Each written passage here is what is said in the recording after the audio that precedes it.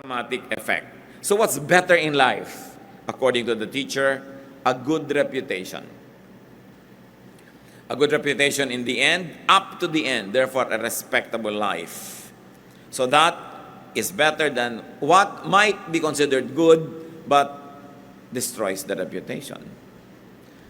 Agad-agad, sumasalungat yan sa popular belief. Yung mga iba, hindi bali ng pangit na reputasyon ko, basta yumaman ako, o basta sumikat ako, o basta magtagumpay ako. Pero sinasabi ni Solomon, a good reputation is good, is better even. What else? Good dosages of sorrow. Yung tamang-tamang timpla ng lungkot daw sa buhay, maganda yan. Parang sweet and sour, sumasarap, kesa sweet lang. No? Sorrow reminds us of our mortality. Ano ang napapala natin kung pumunta tayo sa libing, sa lamay, sa mga namamatay o naghihingalo? Nakakalungkot yon. Pero at least naaalala nating tayo man may appointment with death. And if that alone is the profit we get from looking at death in the eye and mourning with those who are bereaved, then that's already a profitable experience. To be reminded that we will not be in this body forever, therefore we should be ready to meet our God. We should be ready and willing and able to accomplish that which God has set before us. Dahil sabi sa Bible, that God has decided long ago what everyone should do in life. Binigyan niya tayo ng talino, binigyan ng kakayahan para ma-accomplish yung ganong mga bagay. Constant fun, according to Solomon, can give us an imbalanced view of life. Constant fun can render us unprepared for the inevitable, which is death, sorrow, and suffering. Nangyayari talaga yun sa buhay. So maganda, nakakapag-practice ang tao. Kaya daw yung mga bata na maganda, may mga pets, at kumisan yung mga pet nila nagkakasakit, kumisan namamatay pa, yung bata nagkakaroon siya ng education and practice kung paano ang isang mahal mo sa buhay ay magkasakit at maaaring mamatay. Na pagdating ng panahon na nangyari sa tao na mahal niya, na mas mabigat, mas masakit, meron siyang konting pagsasanay sa kalungkutan para hindi siya maitumba ng biglang dating ng ganitong mga uri ng problema. Sorrow offers inevitable hurdles and immediate goals. Pag ang tao may lungkot o may problema, meron siyang agad-agad na kailangang gawin. At kung ang tao mayroong agad-agad kailangan gawin, hindi siya dumarating sa punto na ano ba ang buhay? Ba't ba ako nabubuhay? Ano ba yung purpose ng life? Kasi kumisan, pag dumadating ka sa mga ganong tanong at wala kang maisagot na magandang purpose ng life, nawawalan ka ng gana sa buhay. Pwede kang ma-depress, pwede kang mawalan ng direksyon. Sabi, ito ang blessing pag lagi kang may problema. Hindi mo na iniisip kung ano yung buhay. Ang problema mo, laging solvein yung problem ko, gawin yung dapat kong gawin, kailangang mautang ko yung dapat kong mautang, dapat mabayaran ko yung dapat kong mabayaran. Pero kung wala kang ganun, lumulubog-lubog ang araw, wala kang maisip na gagawin, lumulungkot-lungkot ka. Ayaw natin magkaroon ng problema, pero ang pinapakita dito ni Solomon, kahit sa problema, meron ka mapapala.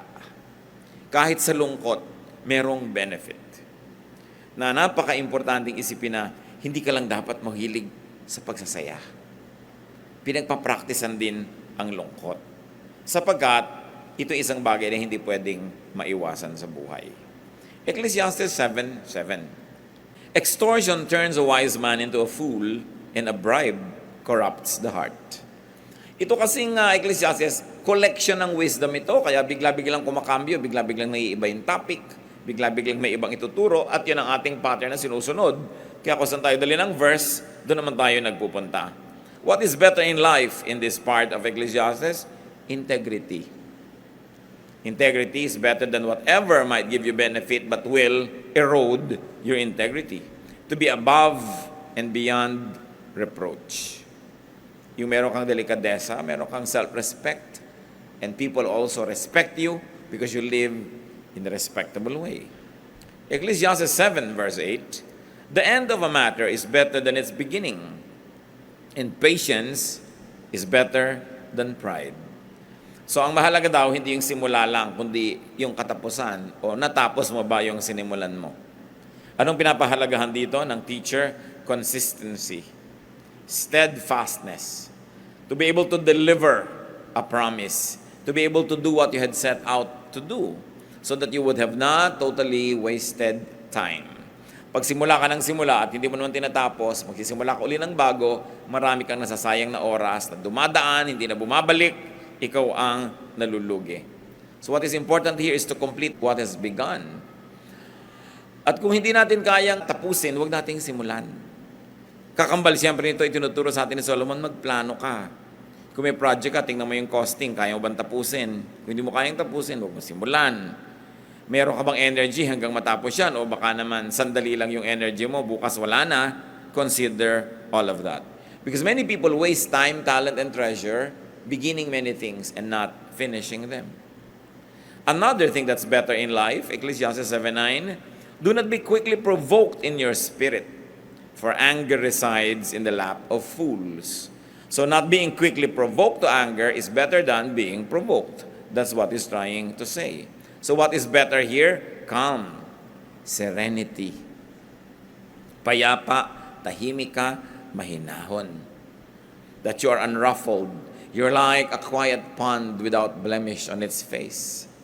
At kasama doon siyempre is forgiving, understanding, and ignoring an offense or forgiving offenders.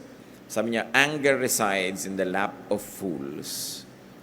Yan ay inaalagaan lang, pinapatagal, kinikimkim ng hindi matalino, yung galit. Kasi yung galit, sinisira ka, at lalo naman yung taong kinakagalitan mo, yun ay maaari mong masira. At sa pagsira mo sa kanya, hindi ka rin madamage. Kaya ang matalinong tao daw, hindi na niya hinahayaang magalit siya agad. Kung magagalitin kayo 5 years ago, pwedeng ma-excuse yun. Pero kung hanggang ngayon, magagalitin pa rin kayo, boring na yun. Dapat, kumukonti na lang ang nakakapagpagalit sa'yo. Na magandang goal sa buhay, this year, babawasan ko pa ang pwedeng gumalit sa akin. Kasi yung taong napakadaling magalit, hindi ka lang napansin, galit ka na. Hindi ka na-invite, galit ka na. May nag-cut sa'yo sa traffic, galit ka na. Kita yung mga nangyayaring gulo sa mga taong umiinit ang ulo at sinusunod nila yung init nila ng ulo. Matagal lang lumamig yung ulo nila, may problema pa na dala-dala dahil sa naging bunga ng init ng ulo.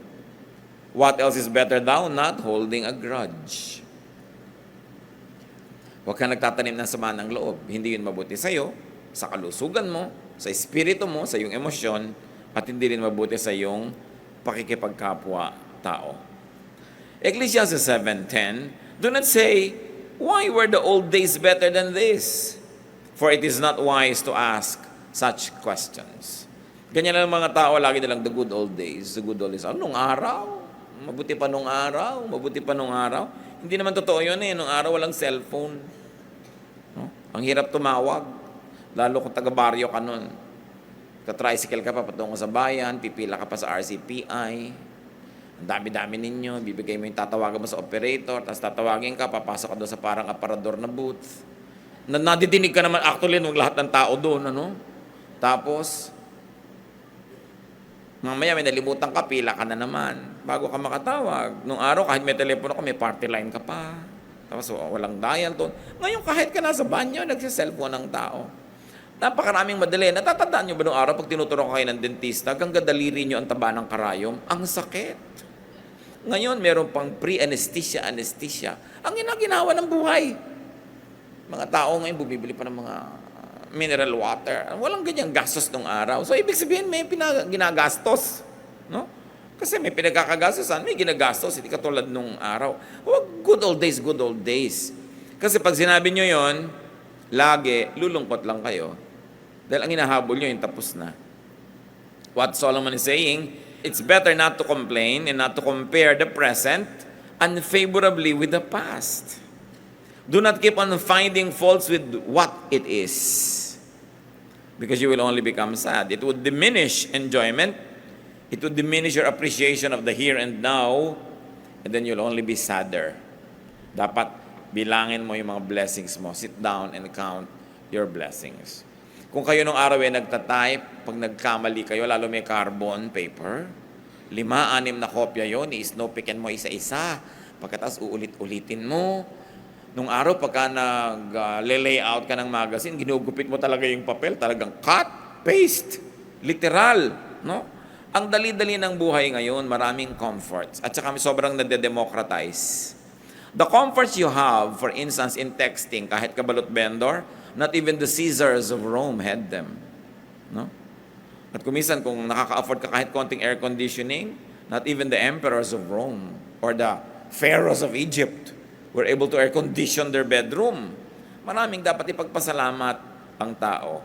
Ngayon, yung may nalulun ka na kung ano, nung araw, iintay mo na lang mamatay ka. Ngayon, opera ka, natatanggal yung nilulun mo. Kaya nung araw, matagal ang yung naghihingalo. Yung mga lola ko naghihingalo, 3, 4, 5 days. Yan ang kwento ng mga tao. Paano? Talaga inaantay nung may sakit na mamatay siya. Pero ngayon, ginagawan mo yan ng paraan. Sabi ni Solomon, don't always say the good old days were better. Nababawasan ang appreciation mo sa improvement ng humanidad at sa blessing ng tao sa ating kabihasnan, sa blessing ng Diyos sa tao. Ecclesiastes 7:11-12, wisdom, like an inheritance, is a good thing and benefits those who see the sun. Wisdom is a shelter as money is a shelter. But the advantage of knowledge is this: the wisdom preserves the life of its possessor. So may dalawang shelter na sinabi dito, wisdom and money. Hindi sinasabing walang kwentang shelter ang money. Maraming nagagawa ang money, so you make a lot of money. Ngayon, kung ayaw niyong itago, ibigay niyo sa akin. O ibigay niyo sa mga mahal niyo sa buhay. But produce wealth. Because money is a shelter. So niya, advantage yan. Pero alam niyo, mas advantageous ang wisdom. Because wisdom preserves life. It is possible that money can actually destroy life. Alam niyo yung mga biglang tumatama sa mga loto, mga biglang nagkakapera, kung minsan napapahamak. Wala silang practice yumaman eh. Pero ang dami nilang practice humirap. No? Kaya mas hiyang sa kanilang kahirapan. Mas magsusurvive sila na mahirap kaysa mayaman. Marami mga tao hindi nagsusurvive na sikat. Pero nung hindi sikat, buhay sila. So sabi, huwag mong sinisisi ang nangyayari sa sa buhay. Huwag mong isinusumpa ang buhay mo dahil kino-compare mo sa iba. Hanapin mo lagi yung advantage ng iyong pagiging iyo at ikaw. Kasi lagi yan merong advantage. Kung minsan yung mabuti pa yung naglalakad na walang pera, hindi na hold up, hindi na sasaksak. Kung ikaw may pera, na-hold up ka pa. Kaya sabi, wisdom preserves the life of its possessor more than money. But of course, money also does preserve and prolong life. Diba? Mahirap siyempre patayin yung may pampa-hospital. Mahaba talaga buhay niyan. Kaya, iniisip mo yung mga ganyan. Gusto mo humaba ang buhay mo, pagka kailangan kang operahan, may pampa-opera ka. Because money is a shelter. Napakasarap basahin si Solomon eh. Kasi hindi kanya tinatambakan ng kutakot-takot ng mga maraming theology, ng ending, magsasuffer ka pala. Siya pinapawalan kanya sa mga pagdurusa, tinakalaga niya yung gapos mo, niluluwagan niya yung mga tali para yung buhay mo mas guminhawa. So what is better here according to him? Wisdom over money. But it doesn't mean that money is bad. The love of money is what is evil, not money itself. Ecclesiastes 7:13, consider what God has done. Who can straighten what He has made crooked? Hinahanap ni Solomon at ipinapakita sa atin yung mga kamalian natin, kaya nababawasan ang saya sa buhay. At iminumulat niya yung ating mata para dumami ang dapat natin ikasiya. At isa daw dito is the appreciation of the unchangeable. That's what's better in life rather than always rejecting and trying to change the unchangeable. Ang sinabi niya, who can straighten what He has made crooked?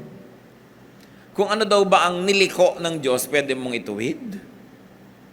O ang kanyang itinuwid, pwede mong iliko? Hindi. So, ang taong sasaya sa buhay, yung itinutuwid, yung pwedeng ituwid, at tinatanggap na lang na liko, yung liko talaga. Lalo, hindi mo kayang baguhin. Hindi mo kayang baguhin, for instance, yung aptitude ng tao, yung talent niya, yung hilig niya, talaga doon siya naka-incline. Kesa lagi kayo nagtutunggali, lagi na lang kayo na nagkakaroon ng struggle, accept. When applied to human relationships, this means to accept and even enjoy people's unchangeable traits. We try. Kung meron tayong mga pangit na ugali, gusto nating improve yan. At sikap tayo ng sikap. Pero mas luluwag ang buhay kung ikaw mismo, pag-aaralan mo, tanggapin kaysa baguhin ang iyong kapwa. Kung gusto mong baguhin ang sarili mo, baguhin mo kasi sarili mo naman yung kausap mo. Willing ka sigurong makipag-usap sa sarili mo na magbago tayo kung kinakausap mo yung sarili mo. Yung iba na gusto mong baguhin. Marami pong mag-asawa, hindi sila nagiging masaya together kasi parehong gusto mo ipalitan siya, ibahin siya. Paano siya maiiba? Sabi nga sa Bible, can a leopard change its spots? Well, we do not discount the possibility of a miracle, but a miracle is more of the exception rather than the rule. Kaya kung yung mahal mo sa buhay, anak mo, kapatid mo, asawa mo, mayroong mga ugali, may mga katangian na sa tingin mo ay kapintasan, mas sasaya ka kung pag-aaralan mo yun at tanggapin. Kung meron kang gustong baguhin, ang baguhin mo yung attitude mo. Kasi meron kang control doon, but you have no control over other people. Of course, if those people will also change themselves with God's help, then it becomes a lot easier. But you changing somebody else, it's going to be a struggle. Somebody will always win and somebody will always lose. And you know what losers do? They get out of your life or they kick you out of their life. Kasi they always lose. Kaya kung gusto nyong matagal na magkasama ng mga minamahal mo sa buhay, yung walang patakarang pagtanggap, mahalagang pag-aralan. Kasi sabi ni Solomon, consider what God has done. Ibig sabihin, Diyos ang lumikha sa tao eh. So pati yung ayaw mo sa Kanya, ang totoo nun, nasa design niya yon o nasa inclination niya yon. Kung yun ay hindi talaga maganda, dapat pagsikapan niya. Pero ikaw, kahit anong gawin mo, hindi mo siya mababago. Magkakaroon lang kayo ng hidwaan. So a powerful source of happiness here is not having people the way you want them, but a good attitude. That you take people for what they are. Ecclesiastes 7:14, when times are good, be happy. But when times are bad, consider, God has made the one as well as the other. Therefore, a man cannot discover anything about his future. Kung masaya daw ang moment, edi magsaya ka. Ngayon malungkot, edi malungkot ka. Ganun talaga ang buhay. May araw ng lungkot, may araw ng saya. Ang mahirap ito, wala namang dahilan para lumungkot, umiimbento ka ng lungkot. Yun ang miserable. Hindi naman kayo dapat mag-away, nag-aaway kayo dahil lang pareho kayong pagod. Tapos mamaya, pasensya ka na, pagod kasi ko. So pag pagod pala, okay lang mang-away. No? Hindi kailangan, pinapasama mo lang yung sitwasyon. Pag masaya ang okasyon, magsaya ka. Alam nyo kapatid kung bakit? Hindi mo alam kung bukas, lungkot ang darating. Hindi mo alam kung bukas, nasunog pala yung bahay mo. Of course, we don't like that, but it can happen, di ba? Nangyayari. Ngayon, merong party, ayaw mong kumain. Tapos bukas, bigla na lang, may sakit ka sa lalamunan, wala ka talagang makain, nakaswero lang. Sisi ka ng sisi, pati hindi ko pa nakain yung pwede kong kainin, nung pwede pa. Kaya kailangan, kung maganda yung panahon, yan, samantalahin mo. Parang sinasabi, umaaraw pala, o di, yan, magkula ka, maglaba ka, maglakad ka, mamasyal ka. Kasi may mga time na bumabagyo, hindi pwede yun eh. Ngayon, yung wala namang bagyo, nagkukulong ka sa bahay. Pagdating ng bagyo ngayon, nagsisisi ka, ba't ba hindi ako nakalabas-labas nun? Ang practical ni Solomon, ang sarap-sarap niyang kasama. Ang sarap-sarap niyang teacher, buti na lang siya yung the teacher, Ecclesiastes. Ibig sabihin, the teacher. It was derived from that root word. Pag siya yung teacher, hindi kanya puro tinatambak ka ng pagdurusa at hirap. No? Sinasabi niya sa inyo, etong gawin mo. At huwag niyong tatawaran si Solomon, siya ang pinakamatalinong tao. Siya ang binigyan ng Diyos ng superior na katalinuhan, kaya dapat natin siya pakinggan. More than some religious leaders, no? More than some preachers na ang lagi nilang gino-glorify is suffering. Puro na lamang na magdusa ka, magtiis ka, huwag kang kumain, mag-fasting ka. But there's nothing wrong with that. But sabi ni Solomon, for everything there is a season, a time for every matter under heaven. So wise people are to enjoy good times, and they are to ponder bad times. Pag daw malungkot ang panahon, ang dapat mong gawin, magbulay-bulay, mag-isip-isip. Anong iisipin mo? Bakit kaya malungkot? Meron kaya akong pananagutan o kontribusyon sa lungkot na ito? At pag nasabi nating meron, pag-aralan mo, paano ko kaya hindi na ito uulitin para huwag uling magkaroon ng ganitong klase ng lungkot? So kahit yung lungkot mo, nagkaroon ng lesson. At kung may lesson yon, may benefit kahit yung kalungkutan. Ang mahirap, laging may lungkot pero hindi mo nalalaman kung bakit hindi ka man lang kasi nag-iisip. Nagkakaproblema. Anong benefit? kung mag-iisip ka, ano ang aking pananagutan? Anong kontribusyon ko? Bakit nagkakaproblema? Ba't lagi kami nag-aaway nitong asawa ko, anak ko, o whoever? Ano ang pananagutan ko? Dapat nating iniisip yon. Then sabi niya, makakabuti sa iyo ang mga araw ng problema at araw ng lungkot because such things make you a better person. So we learn and benefit from them. And what is the important lesson here? That God makes both good and bad times, according to Solomon. Nangyayari yan dahil pinapayagan ng Diyos. May nangyayari na talagang nililikha ng Diyos na mangyari. God causes them to happen. Pero may mga nangyayaring pinapayagan ng Diyos, God allows them to happen. In both cases, nothing can happen without God's permission because God is sovereign. And if God permits it, no matter how much you dislike it, then there must be something good in it. Ano ang misyon? Huwag magreklamo, huwag i-compare yun sa ibang panahon, hanapin ang lesson nun. Then you will be better. And since God makes both good and bad times, then pwede nating masabing walang bad times. Dahil pwede mong pakinabangan yon, pwede yun magbigay sa'yo ng lakas, pwede yung magbigay sa'yo ng perspective, ng understanding of other people, ng compassion. Therefore, bad times did you good. Kailangan you turn every disadvantage to an advantage. Because the believers of God are incurable optimists. We see the brighter side of things. Because when God causes it or allows it to happen, we can learn something from it.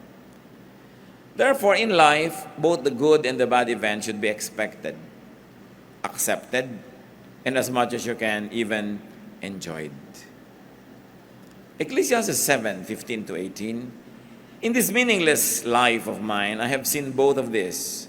A righteous man perishing in his righteousness, and a wicked man living long in his wickedness. Sabi niya, alam niyo, may napansin ako sa buhay. May mga matutuwid na tao na mamatay dahil matuwid sila. At may masamang namang tao, ang haba ng buhay. Sa katunayan, yung pangkasamaan nila yata nagpapahaba ng buhay nila. Na-observe niyo ba yan sa buhay?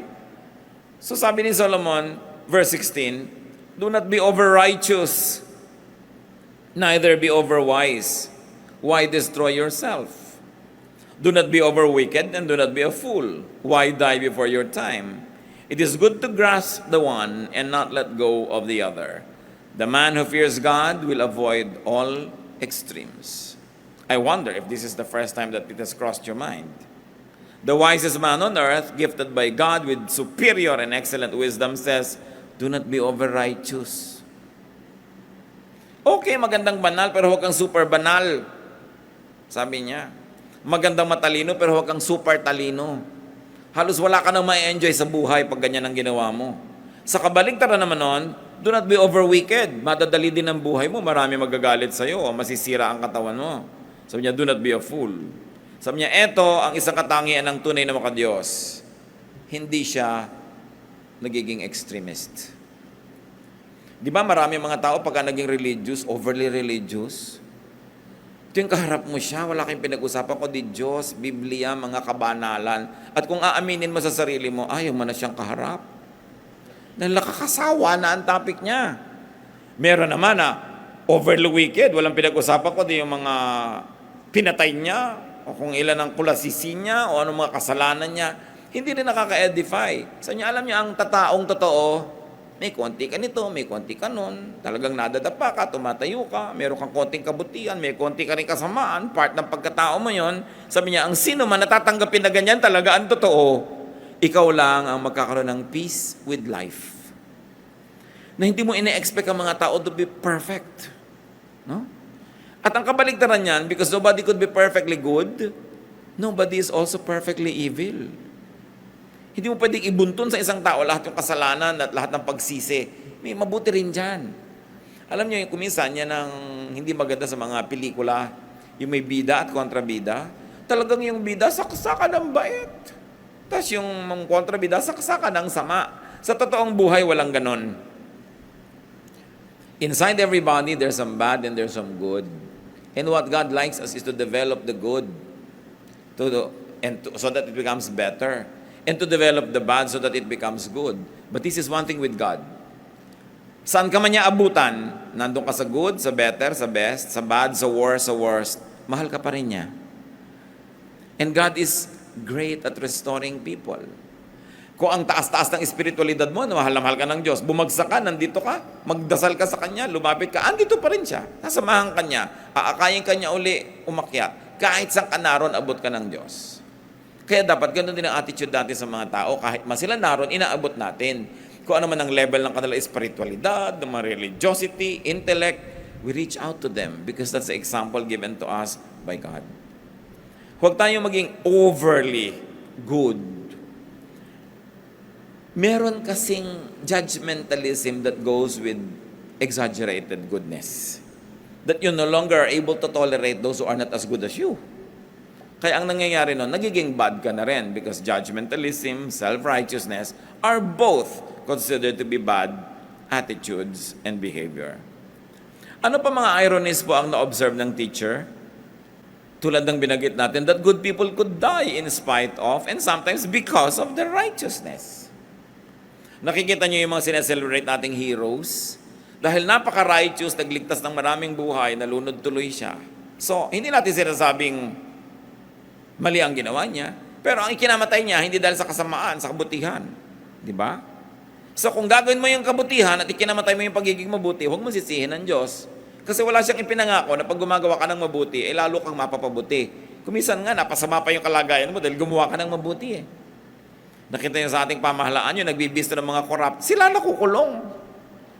Hindi natin sasabing maling ginagawa niya, pero pag gumagawa ka ng mabuti, don't expect na laging magiging mabuti ang bunga. Tapos yung mga gumagawa ng masama, yumaman, nagkaroon ng ganito, nagkaroon ng ganyan, nagsinungaling, nagbribe ng huwes, nakalaya. Sabi, hindi lahat ng gumagawa rin ng mali, napaparusahan. Ano ang ibig sabihin dito, Solomon?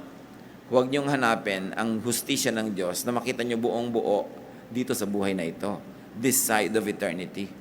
That's why the Bible is full of teachings about God's justice, especially in eternity. That God keeps account of what everyone does. So that if human justice fails, there is divine justice that will never fail. Tatandaan natin na nung nilikha ng Diyos ang tao, ibinig niya kay Adan at kay Eva ang management of creation. So dapat ang creation, ang mga creatures, ang mga hayop, ang kalikasan, at maging ang mga kapwa-tao, dapat i-manage mo mabuti the way God would manage if He was the manager Himself. Pero dahil lumayo na lumayo ang tao sa kabutihan, kaluwalhatian ng Diyos, kaya maraming imperfections, maraming injustices. Hindi yun kasalanan ng Diyos. Pero ang alam natin, itutuwid yun ng Diyos. Kung hindi man yan, maituwid lahat this part of life in the next. At yan ang pinanghahawakan natin na katarungan ng Diyos. Kaya ang ganda ng Tagalog sa gobyerno, pamahalaan. Alam niyo yung root word ng pamamahalaan is pamamahala or pagiging bahala. At pinaniniwalaan ng maraming scholar na ito'y nagmumula yung bahala sa word na bathala. So ano yung pamahalaan? Yun ang pag-manage ng kalikasan, ng kapwa-tao, ng lakas, ng kayamanan, the way bathala himself would if he was governing. Kaya ang linis ng word pamahalaan, which is pamathalaan, pamamahala, hindi lang basta gobyerno, which is of course a Spanish word. Ang ganda ng pinagmumulan that governance must come from divine will and must be under and put under divine control. Ngayon may corruption kasi hindi yun ang ginagawa ng mga tao. So sa biglang tingin, parang yung mga unrighteous are rewarded. Okay, magulat, nangyayari talaga yun sa mundo. Pero sabi, hindi naman lagi magiging ganyan. You will see all over the Bible that the justice of the Lord will never fail. That it will prevail. What's important is when you face your divine God and judge, that you will pass the test. Totoo naman bad people can enjoy long lives. May kasabihan nga tayo, masamang damo, mahaba ang buhay. Totoo naman yung masamang damo, binubunot mo na, buhay na naman bukas. Bakit yung gulay, matapakan mo lang, patay? Ibig sabihin, pati ang kabutihan sa ating kapwa, dapat nating alagaan. Halimbawa, merong mabuting tao, huwag mo siyang pagsamantalahan. Kasi baka yung kabutihan niya, mapatay mo, madala siya, maging masama na rin siya. Ang daming ganun mabuti pero nadala, sumamatuloy. Therefore, dapat inaalagaan natin yung mabuti. Kasi yung mabuti, sensitive. Madali siyang mag-perish dito sa present world na wicked. Kaya kung may nakikita kang mabuting ugali ng isang tao, mahalin mo yun, inorish mo. May mapagbigay, bigyan mo rin siya. Hindi yung tanggap ka lang ng tanggap. Dahil mamaya makakahalata rin yan. So mawawala na yung pagiging mapagbigay niya. Marami mga tao sa first love, di ba bigay na bigay? Ang pag-ibig, ang pagsinta, katapatan, lahat-lahat. Pero nung nasaktan 1, 2, 3 times, ayaw na. Siya na yung nananakit, gumaganti na. Kaya dapat inaalagaan natin yung mabuti. Pag nakita mo, ang buti ng kapatid ko na ito, hindi ko siya aabusuhin. Ang bait-bait ng taong ito, susuklian ko rin ang kabaitan. Kasi pag ginawa natin yun, dadami yung kabaitan, dadami yung mabait. Pero, alam mo, madaling utuin yan, utangan mo. Sabi mo, madali yan, konti lang bola-bola. Pag ginanon mo, akala nyo ba, after 3 or 4 or 5, nas makakahalata rin yun, mamaya magiging maramot na rin. So, nasira natin kung ano yung mabuti. Dapat nating inaalagaan ang mabuti para dumami yun. So, ano ang advice ng teacher sa mga sobra, mga extremist? Don't self-destruct with excessive goodness, even badness, or foolishness. In other words, don't self-destruct with extreme behavior. Be moderate. Avoid extremes, even extreme goodness. Ecclesiastes 7:19, and more powerful than 10 rulers in a city. So here, wisdom is equated with strength. And verse 20, there is not a righteous man on earth who does what is right and never sins. Bago pa sinabi sa book of Romans that everyone has sinned and fall short of the glory of God, sinabi na ni Solomon, wala naman talagang kahit mabait at mabuting tao na hindi nagkakamali. Anong application mga kapatid? Meron kayong mahal sa buhay na generally mabuti, tas nagkamali, patawarin. I-restore, turuan, pero huwag ipagdiinan, tapakan, kalimutan, kasi wala naman talagang perfectly righteous. Sobra naman na paghanapan natin ang ating kapwa ng perfection. Kahit sino siya, kahit ano siya. Sometimes we over-idealize our mothers. So hindi natin iniisip na pwede silang magkamali. We over-idealize our fathers or our religious leaders or our teachers. Hindi natin sila binibigyan ng space to be human. That is cruel. Kasi ang tao, kahit gano'ng kaganda ng performance niya, meron din niya na moments na hindi gano'n ang level ng kanyang galing. May moments na siya ay mahina, so dapat natin siyang bigyan ng ganong puwang. This implies that people should not try too hard to be over-righteous. Yung talagang, halimbawa, walang-wala sa mood mo, halimbawa, kahit pa nga talagang antok ka na, pinipilit mo kuminsan mag-pray, sa umaga ka na tuloy nakaka-amen dahil nakakatulugan mo, no? Ubod ng habang prayer dahil magdamag, pagising, amen. Haba. Pero yung pala, hindi naman talaga nag-pray. So, alam naman ng Diyos yun. So, huwag mo nang pilitin ang sarili mo. Sabi, Lord, bukas na lang po ako mag-pray. Antok na talaga ako. Ba't mo naman pipilitin? Sabi, may ganun talaga. Ngayon, kailan ka magpipray ng talagang thorough, mahaba? Di yung nung nasa mood ka, yung ganado ka talaga, may conviction ka. Kasi iba-iba naman yung klima everyday. Tulad din ng araw na masaya, huwag kang maglungkot kasi araw yan ang saya. So may mga moments na talagang very spiritual yung feeling mo. Doon mo samantalahin kasi may mga moments hindi ganun lagi. So doon sa mga moments na nagsasaya ka, nagdadasal ka, ang ganda ng fellowship mo sa Lord, parang bangko, nakakapag-deposit ka. Dumadating yung time na tigang ka sa espiritu, may mai-withdraw ka man lang dahil may pinagbubunutan ka ng goodwill between you and God. So respect the times and the seasons. People should accept other people's imperfections. Don't expect too much from yourself and from others. In other words, relax. Sabi nga nila sa Hawaii, hang loose. You know, relax ka lang. Huwag ka masyadong serious sa buhay kasi hindi naman laging nakakasolve ng problema yung pagiging serious. Kadalasan, nagdadagdag pa yan. Ecclesiastes 7:21-22, do not pay attention to every word people say, or you may hear your servant cursing you. For you know in your heart that many times you yourself have cursed others. May mga kilala po akong tao, very sensitive. Pag may nadinig na silang pintas o comment tungkol sa kanila, talagang dinaramdam. Pero dapat huwag tayo maging ganon. Sabi ni Solomon, do not be too affected by people's talk. Huwag mong ipagtanong, i-research, hanapin ang lahat ng sinasabi ng tao tungkol sa'yo. Sabi, sigurado malalaman mo yung mga katulong mo, minumura ka. Alangan mang love ka nila. Liban na lang talagang sobrang lovable ka. So, ine-expect mo na yon. Nagagalit to sa akin, ginising ko dahil inutusan ko. Masama ang loob nito dahil ganito, dahil ganon. Hindi ko pinabali. Pagka tinanggap mo na ganon yon, hindi ka na masyadong mag-expect. So, pag nangyari nga, hindi ka masyadong nasasaktan. May isa pa pang dahilan, mga kapatid, kung bakit hindi tayo dapat masyadong serious sa mga nadidinig natin laban sa atin, na sinasabi ng iba. Because many words are not seriously meant. Sabi ni Solomon, ikaw naman, alam mo rin na madalas nagsasalita ka rin ng pangit tungkol sa iba. Pero hindi mo naman talaga mean. Halimbawa, kung alam lang ng nanay nyo ang lahat ng sinasabi nyo sa kaibigan nyo tungkol sa kanya, baka kayo isumpa. Di ba? May mga gano'n. Hindi lahat Kung alam lang ng husband ang lahat ng sinasabi ng misis niya tungkol sa husband, pagkasama yung best friend.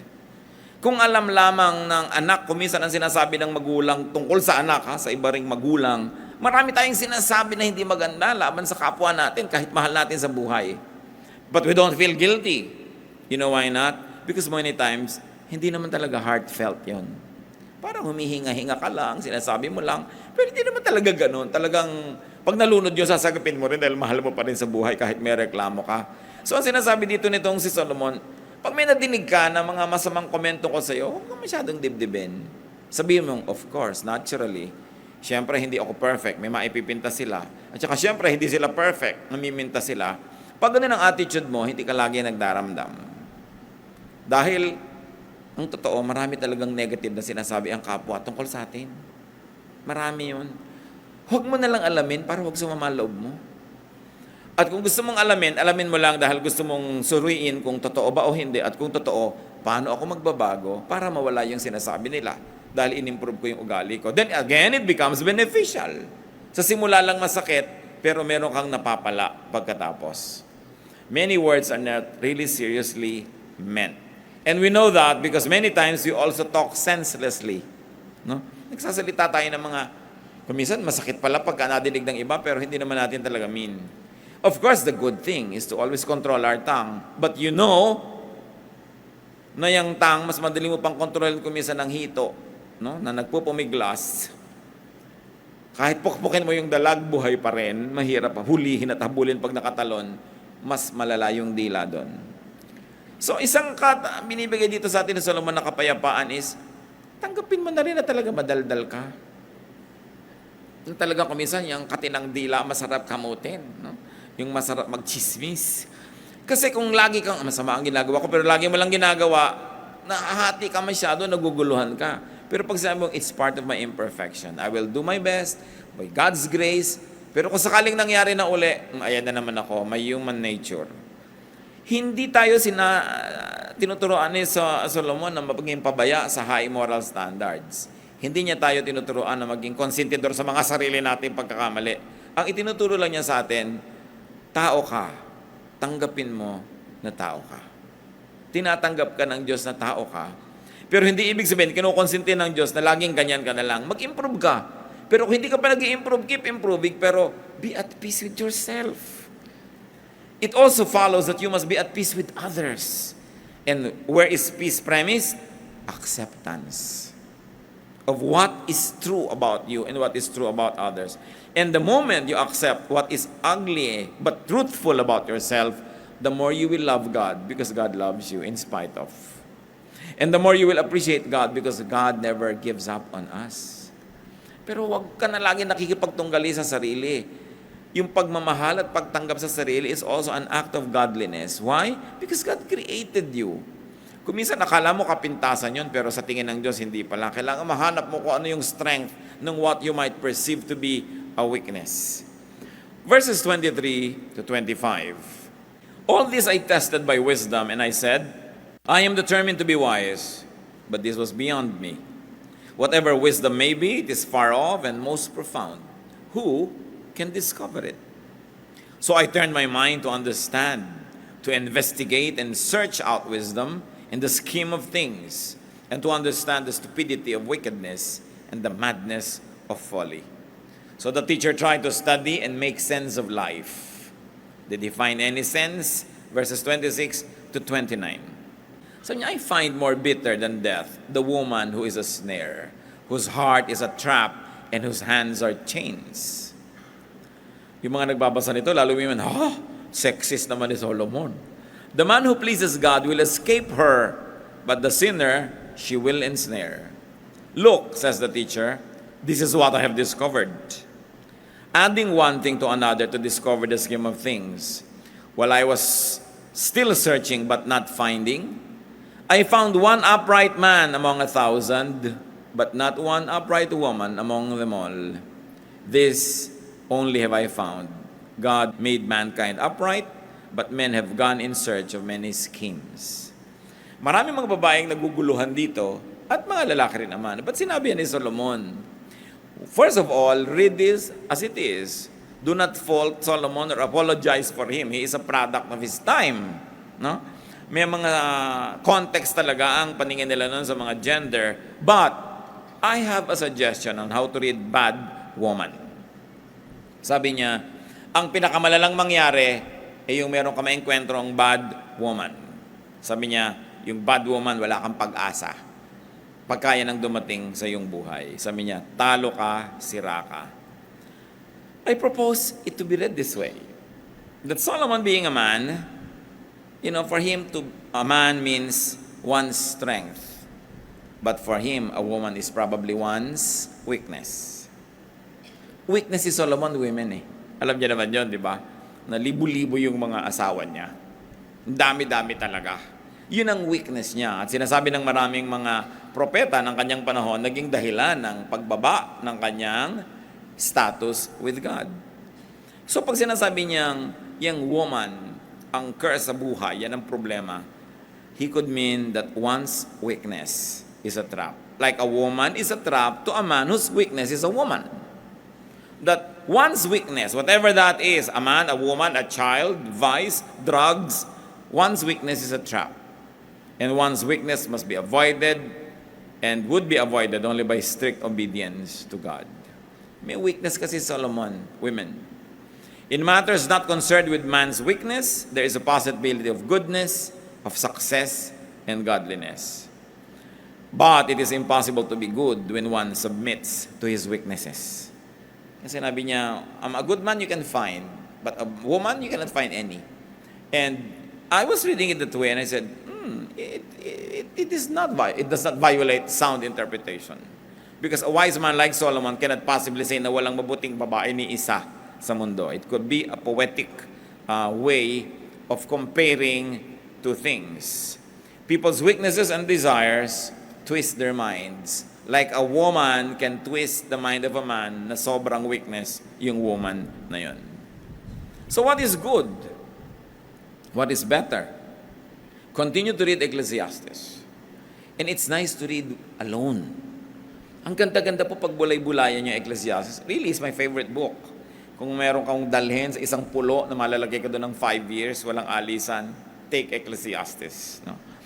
Kahit mo siya ulit-ulitin na basahin, after 2 years or 3, meron ka na naman bagong makikita, not because the words change, but because you change. You are now more capable of seeing things than before. Kaya napakainan po. Ang challenge na ngayon natin, marami tayong lungkot, marami tayong hirap, marami tayong weaknesses, marami tayong reklamo, marami tayong kino-compare. Ano ang lesson na ibinibigay sa atin Solomon? Father, teach us. Humihingi kami, Panginoon, ng wisdom para itong pag-aaral namin huwag masayang. Maiuwi namin ang as much wisdom as possible at habang binagbubulay-bulayan namin at iniisip ito, lalong mag-ugat sa aming kamalayan na lalo naming maintindihan yung practical application. Sa ilang saglit, magbulay-bulay tayo mga kapatid sa major points that the Spirit of God has touched you on na ipinapaalala sa atin na merong lesson from Ecclesiastes, from the Word of God given to Solomon. Consider such words and make peace with yourself and with God. Let's pray in silence.